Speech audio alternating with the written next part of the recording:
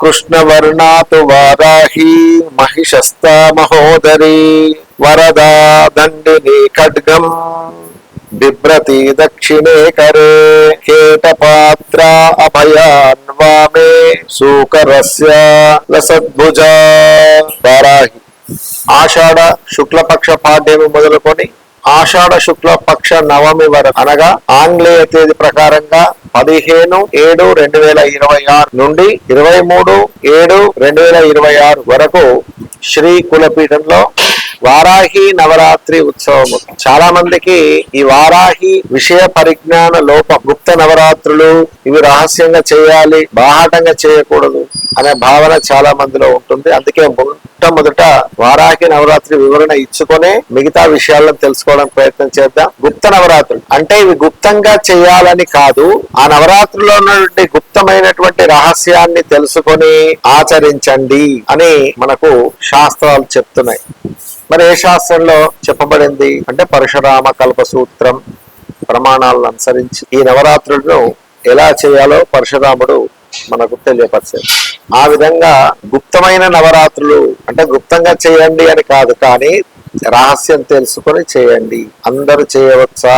అందరూ చేయవచ్చు. ఎందుకు చేయాలి? ఈ తల్లి వ్యవసాయ క్షేత్రానికి అధిష్టాన దేవత, ముఖ్యంగా కాపులకు పెరకవాళ్లకు కులదేవత వారాహి కనుక ఆషాఢ మాసం రాగానే ప్రకృతి పరవశించి మనకు పంటలను ఇవ్వడానికి, మనకు ఆహారాన్ని ఇవ్వడానికి సిద్ధమై ఉంటుందన్నమాట. అందుకే వారాహి అమ్మవారి యొక్క చేతులలో ఏముంటాయి అంటే హలం, ముసలం అంటే హలము అంటే నాగలి, ముసలము అంటే రోకలి అంటే నాగలితో సేద్యపరిచి పంటలు పండించి వాటిని శుద్ధి చేయడానికి రోకలి. కనుక మనకు ఆహారాన్ని ఇచ్చేటటువంటి దేవత.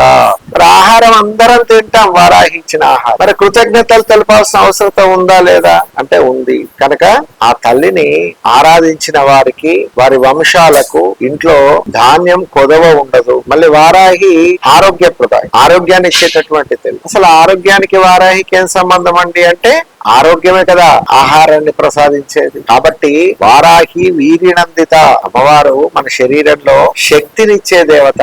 కాబట్టి ఈ భూతం శరీరం ఈ రోజు నిలబడుతుంది అంటే దానికి ప్రాణశక్తి ఎక్కడి నుంచి వస్తుందండి? ఆహారం నుంచి వస్తుంది. మరి ఆ ఆహారం ఎవరి దయ వల్ల కలుగుతుంది ప్రకృతిలో అంటే వారాహి అనుగ్రహం వల్ల. కనుక అమ్మవారి యొక్క అభయ వరదాస్తాలు ఏం చెప్తున్నాయంటే నన్ను ఎవరు ఆశ్రయిస్తారో వారికి నేను రక్షణగా ఉంటాను. అందుకే ప్రొడక్షన్ గాడ్. ముఖ్యంగా శ్రీచక్ర సామ్రాజ్యానికి శ్యామలాదేవి మంత్రిని అయితే ఈ తల్లి సైన్య అధ్యక్షురాలు. కనుక శ్రీచక్ర సామ్రాజ్యానికే కాదు చరాచర జగత్తు కూడా ఈరోజు సూర్య ఉదయ అస్తమాలతో పాటు తిథులు ఆదివారం నుంచి శనివారం వరకు వారాలు ఏర్పడుతున్నాయి అంటే దానికి కార్యకారణ శక్తి ఎవరయ్యా అంటే వారాహి. కాబట్టి కాల గమనాన్ని కూడా శాసించే శక్తి ఎవరికి ఉందయ్యా అంటే వారాహి దేవి. కనుక ఆ వారాహి దేవిని ఆరాధించే వారందరికీ కూడా, ముఖ్యంగా ఈ ఆషాఢ నవరాత్రులను ఆచరించే వారందరికీ కూడా జగన్మాత కృప, వారాహి దేవి దివ్య అనుగ్రహము, రక్షణ తోడు ఉంటుంది. చాలా మంది మనకు యూట్యూబ్ లలో కానీ ఛానల్స్ లలో చెప్తున్నారు వారాహి నవరాత్రులు చేయకూడదు, గుప్త నవరాత్రులు, రహస్య నవరాత్రులు. కొంచెం తెలుసుకోవడానికి ప్రయత్నం చేయండి. భక్తులను భయభ్రాంతులు చేయకూడదు. ఏ వారాహిని పూజించొద్దు అంటే కిరాతక వారాహి, ఉగ్ర వారాహి అని మనకు వారాహి అవతారాలు కొన్ని ఉన్నాయి. అవిటి యుద్ధ సమయాలలో, శత్రు మారణ సమయాలలో ఉపయోగించేటటువంటి వారాహి దేవతా శక్తి. కానీ బృహత్ వారాహి ఈ అమ్మని సదా పూజించవచ్చు. వారాహి నవరాత్రులలో మీరు ఫోటో ఇంట్లో పెట్టుకొని పూజ చేసి తర్వాత ఆ ఫోటోను తీసేయండి. మీ ఇంటికి ధాన్యము, ధనము, సంపద అవసరం లేదా? అసలు సృష్టిలో సృష్టి కలగడానికి కలిగినటువంటి శక్తి వరాహమూర్తి యొక్క శక్తి, ఈ భూమిని కాపాడిన శక్తి, వరాహమూర్తికి శక్తినిచ్చిన శక్తి ఎవరయ్యా అంటే వారాహి. కాబట్టి ఈ భూమి ఆ వారాహి శక్తి వలన కాపాడబడుతుంది. కనుక భూమిపై జీవించే మానవులారా అందరూ కూడా నిర్భయంగా అమ్మని పూజ. ఇంకా మీకు లోతైన విషయం చెప్పాలంటే అమ్మవారి నేను ఈ నవరాత్రులే కాకుండా ఇంట్లో కరువు కాటకాలు వంశాభివృద్ధి కలగని వారు ఎంత సంపాదించిన డబ్బు నిలకడ లేని ఇళ్లలో వారాహి అమ్మవారి యొక్క పటాన్ని పెట్టుకోవాలి, విగ్రహాన్ని పెట్టుకోవాలి, నిర్భయంగా పూజించవచ్చు. కనుక భయోత్పాతాలను సృష్టించేటటువంటి పనులు చేయకండి. ఒకవేళ మేము నిర్భయంగా చెప్తున్నాం కదా వారాహిని పూజించండి, ఒకవేళ మీరు పూజించండి, ఆ పూజలో లోపాలు పాపాలు మేము చెప్పడం వల్ల వస్తాయి, మాకే అప్పచెప్పండి, ఆ పాపాన్ని మేము భరిస్తాం, మీకేమి ఇబ్బంది. అందుకే హిందుత్వంలో తెలిసి తెలియనటువంటి మిడిమిడి జ్ఞానంతో చెప్పే మాటల వల్లే అన్య మతాలు పెరుగుతాయి. వాటి వల్ల భారతీయ దేశంలో హిందూ ధర్మానికి ముప్పు. కనుక దయచేసి అందరికీ వీలైనంత భగవంతుణ్ణి దగ్గర చేసేటటువంటి ప్రక్రియ ఈ నవరాత్రి. ఆషాఢ మాసం రాగానే ప్రకృతిలో అనేకమైనటువంటి తీవ్రమైనటువంటి రోగాలు రుగ్మతలు ప్రబలుతూ ఉంటాయి ప్రకృతిలో. దాన్నే నెగటివ్ ఎనర్జీ, చెడు శక్తి అని చెప్తారు. అందుకే ఆషాఢ మాసం రాగానే వారాహిని ఎందుకు పూజించాలంటే మనకు రోగాలు రాకుండా ఉండడానికి, మనం ఆరోగ్యంగా ఉండడానికి, మనకు సంపదలు కలగడానికి, మనకు ధనధాన్యం కలగడానికి వారాహి ఆ జగన్మాత కరుణామృత వర్షిణి. అందుకే చూడండి లలిత సహస్రనామంలో కూడా శ్రీ విద్యాం శాంతమూర్తి, వీళ్ళంతా శ్రీ విద్య దేవతలు, శాంతమూర్తులు. కాశీలో ఉన్నటువంటి ఉగ్రవారాహి గురించి ఆలోచన చేస్తే ఆ అమ్మ రాత్రిలో ఆ కాశీ క్షేత్రానికి క్షేత్ర పాలకురాలు కాపాడుతూ కనుక అక్కడ ఆ తల్లి ఆ విధంగా ఉంది. అంతేకాని అమ్మవారిని రాత్రే పూజించాలి, ఏ అమ్మవారిని రాత్రే పూజించాలి. దుర్గా నవరాత్రులు నవరాత్రులు దుర్గమ్మను కూడా రాత్రే పూజించాలి, లలితా నవరాత్రులు లలితమ్మను రాత్రే పూజించాలి, శ్యామల నవరాత్రులు శ్యామలాంబికను రాత్రే పూజించాలి, కాళీ నవరాత్రులు కాళికాంబికను రాత్రే పూజించాలి. ఎందుకంటే అమ్మవార్లు అందరూ కూడా రాత్రికి దేవతలే కాబట్టి అమ్మను ఎప్పుడు ఆరాధించినా రాత్రే పూజించాలి. ఒక వారాహినే కాదు, కానీ రాత్రి పూజల వల్ల శక్తి యొక్క ప్రభావం ప్రకృతిపై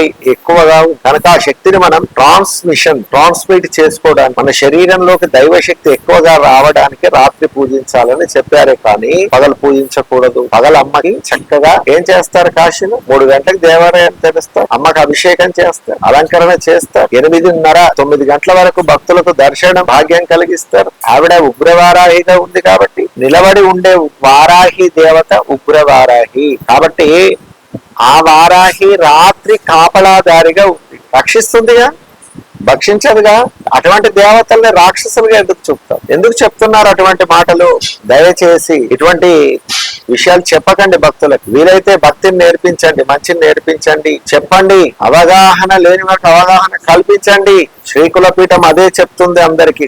నిర్భయం, భక్తి లేకుండా ఉండేవారికి భక్తి నేర్పించండి. అమ్మవారు చూడండి, భక్తి ప్రియ, భక్తి గమ్య, భక్తి వశ్య, భయాపహ, నీ భయాలను తీసేస్తా అంటుంది. కాబట్టి వారాహిని పూజించడం వల్ల మన భయాలు, రోగాలు, రుగ్మతలు, దారిద్ర్యంతులు ఏకకాలంలో అష్టలక్ష్మి 8 మంది లక్ష్మీ దేవతలను పూజిస్తే ఏ ఫలమైతే కలుగుతుందో ఆ ఫలితం కేవలం బృహత్వారాహి దేవిని పూజిస్తే కనుక ప్రియ ఆత్మ బంధువులారా, అందరు ప్రతి ఇంట్లో స్వామి ఎట్లా పూజించాలి అమ్మని, భగవంతుణ్ణి పూజించడానికి కేవలం భక్తి ఉంటే సరిపోదు. దీపం పెట్టు, వీలైతే అమ్మవారికి నువ్వు తినేదాన్ని నైవేద్యం పెట్టి తిను, శక్తి వస్తుంది. ఇంకా కొంచెం ఎక్కువ మనకు సాధన చేయాలనిపించినప్పుడు ఒక గురువు దగ్గరికి వెళ్ళి మంత్ర దీక్ష తీసుకోండి. అది మీకు వీలు కలగనప్పుడు ఇదే మంత్రంగా భావించి చేయండి. ఐం గ్లౌ వారాహి దేవి అయిన మహా అనే నామాన్ని అందరూ చేయవచ్చు. కనుక మీ అందరూ ఈ మంత్రాన్ని చేయండి. ఇంకా పెద్ద పెద్ద మంత్రాలు అనేక ఉన్నాయి, ఉన్నప్పటికీ ఇది చేస్తే సరిపోతుంది. ఇంకా లోతుగా వెళ్ళాలనుకునేవాడు ఎవరైనా ఉంటే మీరు తప్పకుండా వాళ్ళు గురువు దగ్గర ఉండి మంత్రము ఎట్లా చేయాలి, పురచరణ ఎట్లా చేయాలి, తర్పణాలు ఎట్లా చేయాలి, ఇంకా కొంచెం ముందుకెళ్తే యంత్ర ఆరాధన, యంత్ర పూజ ఎట్లా చేయాలి, ఇంకా ముందుకెళ్తే యజ్ఞం ఎట్లా చేయాలి, ఇంకా ముందుకెళ్తే అమ్మవారిని ఎట్లా పొందాలి, తంత్రం అంటారు, భగవంతుణ్ణి పొందుట, భగవత్ స్వరూపంగా మారడాన్ని తంత్రం. కాబట్టి అందరు ఆరాధించండి. లోతైన విషయం, మర్మయుక్తమైన జ్ఞానం కలగాలంటే గురువులను ఆశ్రయించండి. అంతేకాని భయపడాల్సిన అవసరం ఏ కోశంలో లేదు. మీ అందరికీ ముందుగానే వారాహి నవరాత్రి ఉత్సవాల శుభాకాంక్షలు తెలియపరుస్తూ ఇటు వరాహి నవరాత్రి ఉత్సవాలను ప్రతి ఇంట్లో ఆచరించాల్సిందిగా తెలియపరుస్తూ జయమా వారాహి.